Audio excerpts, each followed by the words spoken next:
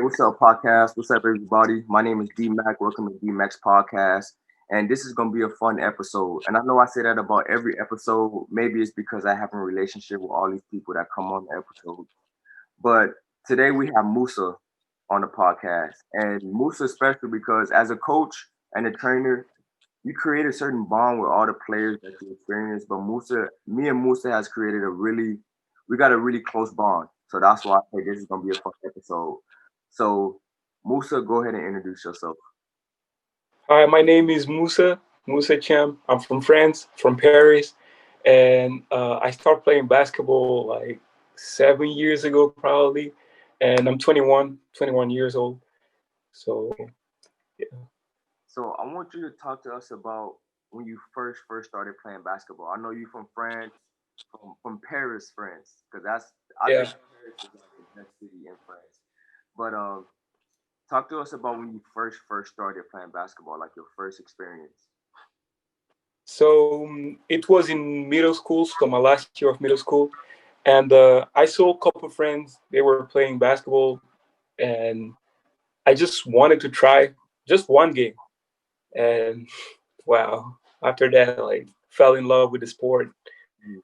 So yeah, it's pretty much it. So, So yeah, did you play at your high school out there in Paris? yeah. So in France, you play for the city, not for the school. But we have like programs in high school for like good players, and it's called the basketball section, and it's really for like good players. And we went to the French championship, so so yeah, we play against like the best high school team in France, and but we lost, went like, but that was honestly one of my best experiences in basketball Yeah. till now. Well, you guys went to the championship, so your high school must have been like pretty good. Yeah, we were really good actually.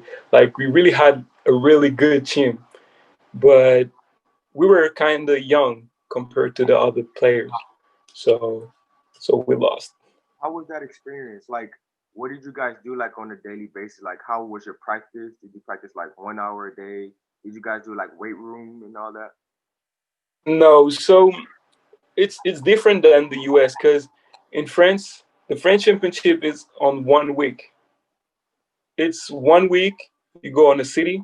It was Lyon in France, and so you go on that city and you are it's like the all American game, but during a week, like the whole week, Uh-huh. and you play a lot of game, and that's it. Okay. We don't have practice. We don't have weight rooms. It's not like that. Like just 1 week, you got all the games, and that's it. Yeah. Dang, that's crazy. Um, Yeah. so what happened? What happened after you got done with high school basketball? So I failed my high school diploma, Hmm. and I had two choices. So my first choices was to go and to go back and do my last year again, my senior year again, to get my high school diploma, or could go to the US. And that's what I did. Went to the US for 2 weeks first during the summer to see like if I have if I have the level and everything, to see if I like it. And so I fell in love with the with Los Angeles. So wanted to stay, and I signed my first contract with TMG Prep. Okay. So you came here for 2 weeks first, and then you went back home, and then you Yeah, signed to play for us at TMG. yeah, What yeah. did was it mostly like your decision, or did like your parents like have some words to say about it, or they just say, "Hey, whatever you want to do, you make your decision." So honestly, I didn't like school a lot. So my parents pushed me. They really pushed me on basketball. They wanted like to me to like to be successful on that, you Mhm. know. But so they told me to go to the United States and see if I really like it or not. Yeah. So that was my decision, but I'm glad my parents helped me a lot on that decision. And they told me maybe, I mean, they were like, maybe if basketball is the thing, maybe he's gonna be good with school, you know what I'm saying? So they really, really pushed me on that, and they told me to just go to the US, you know. Okay. So that was hard decision more than that was mine, you know. Okay, I got you. So after you and your parents made that decision and you came here to be with TMG, how was it for you when you first got here? Like your transition to like living in the apartment and eating the food and getting used to the people in the new environment. How was it for like the first week or so?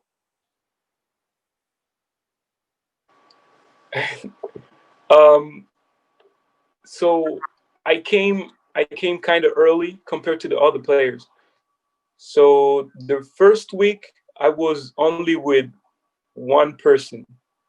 I was with Eric, and it's still my friend today, because it was 3 years ago now, and I was with him, and we just practiced together and stuff. But I didn't speak English at all, like at all. I could just say hi, how are you, and that's it. And but he really, really, really helped me because he's not from here too. He's from Panama, so he knows how I felt, and he really helped me to like understand everybody, to like even on the game, Mm, he was like, he talked a lot and stuff. But that was hard because I never did the dishes in my life. I never cooked. I never did anything. So so that was kind of hard. But we were just two, so it was okay. It mm. was okay. So after the first, like when you got used to being here, how was it like being on the team? Like as you got to know all your teammates and then you got to know like the coaches and stuff and you got used to it, how was like your full basketball experience here? So um so like the 2 or 3 first months was kind of hard because I had to catch up with English. I had to catch up with basketball because like I don't think I was good enough like to play on the team.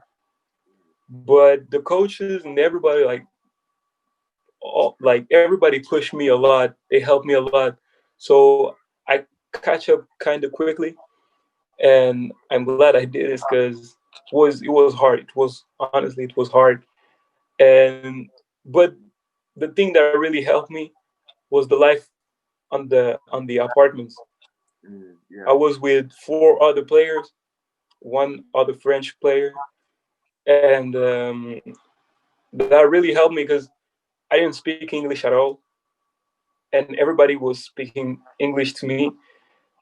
And but the other French player helped me a lot to understand everybody. yeah, But he don't wanted to talk to me in French, so I can catch up fast. Than can that's catch up fast. yeah. But yeah, so yeah, and honestly, my first year was a really, really good experience. We went through a lot of problems, a lot of things, but like that was really, really, really interesting. Yeah, I learned a lot from this year. yeah. So yeah. So after that year was over and you played for TMG for your first year, what happened after that? So okay, after that, I had problems with my visa because I tried to get my high school diploma in the U.S. So I had a couple problems with my high school diploma with my visa. So I had to go back to France to get this visa, but the embassy was like, "Well, we need more time." And I was like, "More time?" So they sent me the visa after 3 months. So I missed 3 months of the season, and that's a lot. That's a lot. But so I came back in the U.S. and yeah, like 4 months after that, and it was almost the summer. So I went to the high school, but I didn't get my high school diploma because I didn't have time. And I did AAU. So I went to an AAU team, and I played a lot of game, a lot of game, a lot of game. And Long Beach City coach saw me one of this game, and he started talking to me and stuff. He was like, "Yeah, you good? Yeah, I want you on my team, this and that." And I was like, "Yeah, but well, I don't have my high school diploma." And he say, "You know, you don't need a high school diploma to go on the community college." So I was like, "Well, then okay." So I just signed with him, and I went to Long Beach City College after that. Yeah. One thing I remember about you playing is even when you first came to TMG and like you were saying you didn't speak that much English, and honestly, you were good. I would just say you had a lot of potential. So, but one thing I remember is that I saw your potential. Like when you have games or we'll be in practice, you'll be everywhere. You'll get every loose ball. You'll get every rebound. Yeah. You'll be playing good defense, and that's why I think you had good potential. So after TMG, and then I saw you playing at Long Beach City, I see the development that you had. Like when you first got here, you were like skinny, you were shy, you didn't talk. To see you develop and go to Long Beach City, you were a little bit bigger, you were more talkative, you were like better at basketball. Um, Looking back from when you first came to TMG to today, um, what can you say that you learned about basketball that you can also understand off the court? um, Honestly, like a lot of stuff. Like I'm not that much. You know, I was like a really really shy person. Like for real. And I think that's why it was hard for me to learn English with people because when I don't know something, I'm not gonna ask. I'm just gonna wait and see the thing happening, you know. And but my teammate helped me a lot with that. They were like, "Bro, you gotta talk, man. You gotta talk." Everybody was like, "You gotta talk." So I started talking a lot, and yeah. So yeah, I think that's the biggest thing that I learned in basketball. Yeah, I agree. I agree with that. So now you finished at Long Beach City College, and then what happened after that? You went back to France. Yeah. Okay. So I went to Long Beach City College for the like 4 months, You didn't even and right. after that we had COVID. But yeah, at Long Beach City College wasn't I wasn't good. I wasn't good at all. Honestly, I don't think I was good at all. Because the coach was saying that I have a lot of potential. He was talking about UCLA, like a lot of stuff for me. But the thing was that I think I was still too shy to play on this team because we had a couple players like they were really, really, really good. I mean, I don't think they were really, really good, but they weren't shy at all, like me, you know. If they wanted to do something, they just did it, you know. And I wasn't like this. I was like, man, if I do that, the coach is gonna yell at me. But the other players I didn't care about that. Yeah,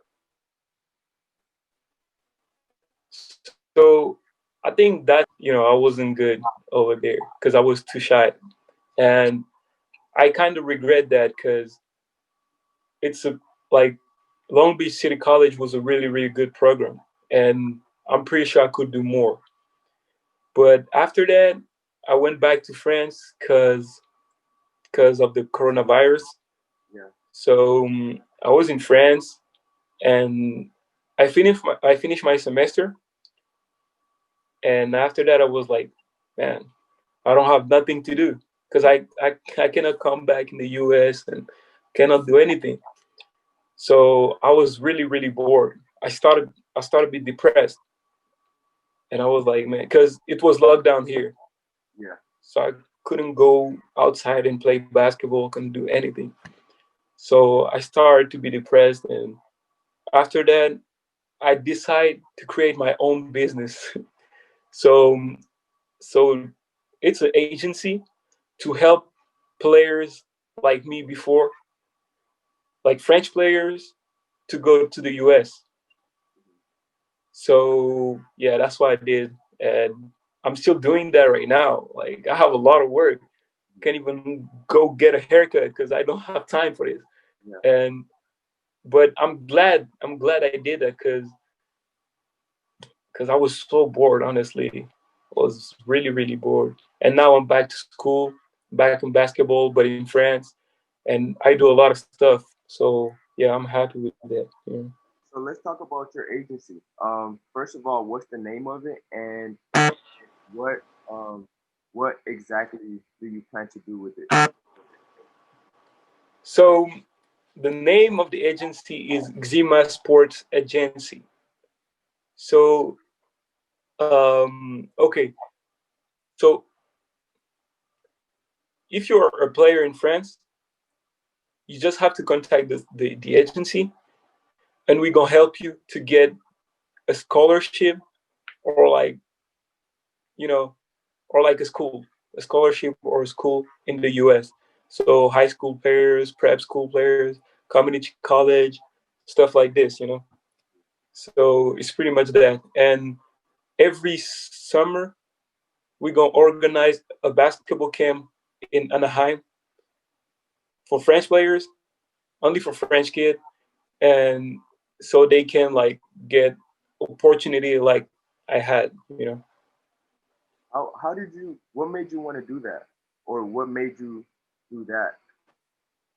So I was thinking that I had a lot of problem in the US. Like, because when I went to the US, someone helped me. A French guy helped me to go over there. But the thing is that he just led me over there. Mm, You know, it's like taking a baby and put him somewhere and just let him like this. I was really lost.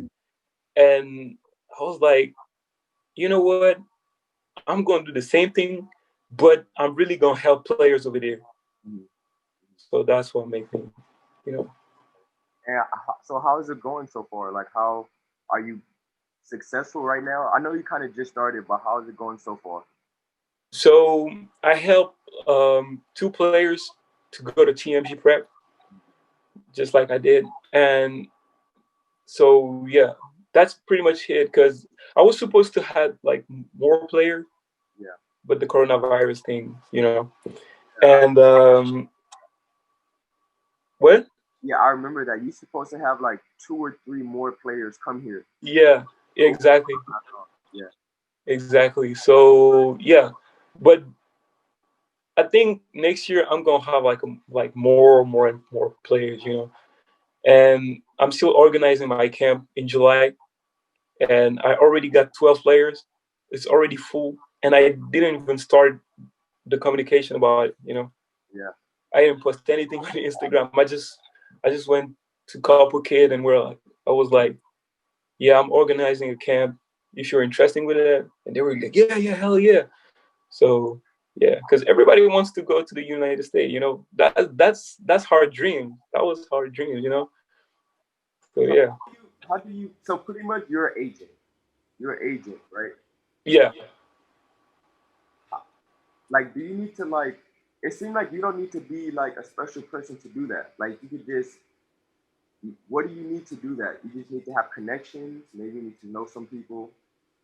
Yeah, I don't think a lot of people can do what I'm gonna do, like what I'm about to do, because I know you. I know a lot of coaches because when I was to the US, I practiced with couple coaches, my high school, like my college coaches, like a lot of person. And I had good relationship with all of these people. And I don't think a lot of people can do that. So yeah, I think the relation are the first thing that make me do that. Mm, okay. So yeah. Cool. Um.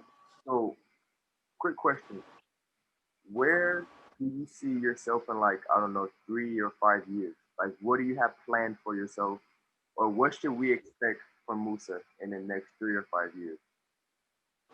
Uh, so As you know, as you know, yeah. Like, I'm sick. I have cancer right now. It's a little one, so I'm good. Nah, I'm gonna survive. But I still need like couple surgery and a lot of stuff. And so right now it's kind of complicated for me to see myself later, you know. But because I have a lot of problem right now with my with health and stuff.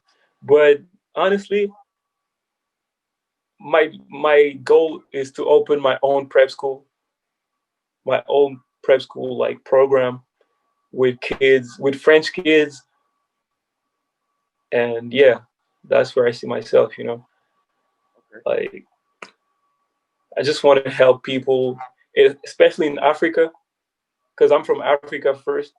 Not, I mean, I'm from France. That's my nationality, but I'm from Africa, and I know a lot of kids are waiting for opportunities and stuff like this. So every year, I'm gonna try to like offer a scholarship with the money that I'm gonna make during the year. You know, so yeah, that's what I want to do. And in my in my prep, I want, yeah, African players, I want French players. So yeah, I just want to help players, basketball players, especially basketball players, because I know I used to need help a lot, and some people helped me, and I'm glad they did that because like I really really really needed this help, you know, especially like people like you, like Jesse, like, you know. So yeah, Yeah. That that's what I want to do. that seems like a great plan and a really, really good idea, and especially for you because you've been here to California and you have like some good connections, and now you're back home in France, and for you to help these French players get an opportunity to come here is really good. And I think in other countries, players really want to come to the States to play basketball. Like it's really their dream to do that. And you can have the possibility to help them do that. I think Exactly. that's a really great way to give back to your community and help people out. And like you said, I don't think there's a lot of people doing that. And if they're doing it, maybe they're not really successful. So I think you'll be successful on your path, but it may be hard sometimes. But I think you should stick with it and just try your best to do it. And in the future, it'll blow up into something big. I really think so. I really think so. Thank you, thank you. And the other thing is like, you know, maybe a lot of people are doing that, but the thing is, I just lived there, you know. I went to the US for 3 years, went to the high school, prep school, college. Like I did all of that, you know. So if someone needs help, I can help him because I probably like go through the same problem, you know. So yeah, that's what I want to do, you know. That's what I want And I want to be like you when I grow up. to I want to be like you. Sorry. Real quick before we end, at the end of the podcast, I asked my guests three questions. So I'm gonna ask you the three questions. The first question is, what do you consider success? Like, what does success mean to you? Uh, hey, that's a hard question. Take your time. Take your time. Yeah. Everybody has a So success is just, I I think success is just when you're happy with what you are doing. It's not just about money. It's not just about like, you know. It's about if you're happy with yourself, like on what you're doing. If you think you do like some good stuff, I think you're you just succeed. You know what I'm saying? yeah, So yeah, that's what I think. yeah. So doing what makes you happy. Okay. And the second question is, have you seen the Matrix, the movie? Yeah, So in the movie, Morpheus asks Neo to take the red pill or the blue pill. yeah. The red pill is the pill that if you take the red pill, then you see all the truth, all the stuff that goes on in the world. Or you take the blue pill and just be normal. Which pill would you take? The red one or the blue one? Wait, the red pill. Which one is it? Say it again. The red pill is the pill you take to see all the truth Oh yeah. up. So I'm Yeah. gonna take the red one Why? because I'm too curious. Like I want to see everything, and just be normal is not really interesting. Like I'm already normal. Why should I stay normal? You know what I'm saying? I'm Yeah. 21 years old, and I'm normal since 21 years. So why not be like another person for another 21 years? You know what I'm saying? But you wouldn't be afraid of like the truth, like hurting, like N- like because in the movie, yeah, yeah, I know. He was like in the beginning, he was like shocked at like what was going on, and maybe in the movie it's like a little bit dramatic, but we understand the idea. You wouldn't be afraid of like that truth. I might be afraid with that, but I'm still gonna take the risk. Just because I'm too curious. I just want to see everything, and being normal is kind of boring, honestly. Yeah. No, I got you. I got That's why. That's also why I'm trying to be someone important.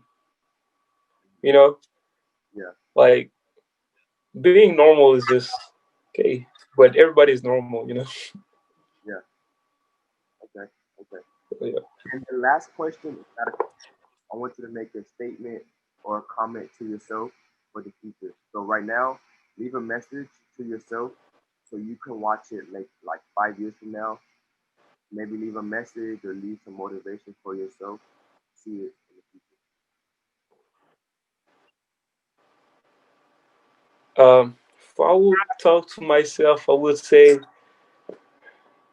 uh, you know, good job, Musa, because 2020 was a tough year, and like you never really gave up. So so yeah, I would say good job, keep going, and yeah, yeah. That's what I'm gonna say. That Yeah, that I and I'm like gonna say that for everybody, honestly, not just for me. I like that. I like that because most people they say you got to do this, you got to work hard. I want you to do this, but I think it's good to say good job for everything that you've been through already. So I will Yeah, because I know I mean I know I hope I'm still gonna be motivated later, but yeah, the past was kind of hard, and yeah, so I would say good job, and good job for everyone, like, because 2020 was really really hard, and I'm glad we go through all of that. yeah, So yeah, good job. for sure. Yeah, that's what I would say. Well, that's all I got for you for today on the podcast, bro. I really appreciate you joining the podcast. And I know with the time difference, we had to like come up with a good time that we can both be on Yeah. the video call. But thank you for joining us. Um, Thank you, Dmack. Thank you. yeah, yeah, for sure. And again, this podcast is gonna blow up one day. Like it's gonna be super famous. We're gonna have a lot of viewers. Um, so in the future, we're gonna do another one of you to see like where you end up, see what happened with Zima, and see like what happened and everything. So we'll do it again in a couple years, maybe. Okay, I'll be here. For sure, for sure. All right. All right, for my viewers, thank you guys for watching. I hope you guys enjoyed the episode. Like I said, I hope it was fun because me and Musa go way back, and I know we're going to keep a good relationship in the future. So again, thank you guys for watching in this episode. Stay tuned for the rest of the videos, and like I always say, like, subscribe, comment. You already know the deal, but I'm gonna stop saying that because y'all should. I'm sure y'all like the content, so if you like the content, then you probably subscribed already. And don't forget to click the bell so that you get the notification every time I post videos. Again, thank you, thank you, thank you, and I'll see you guys soon. All right, peace.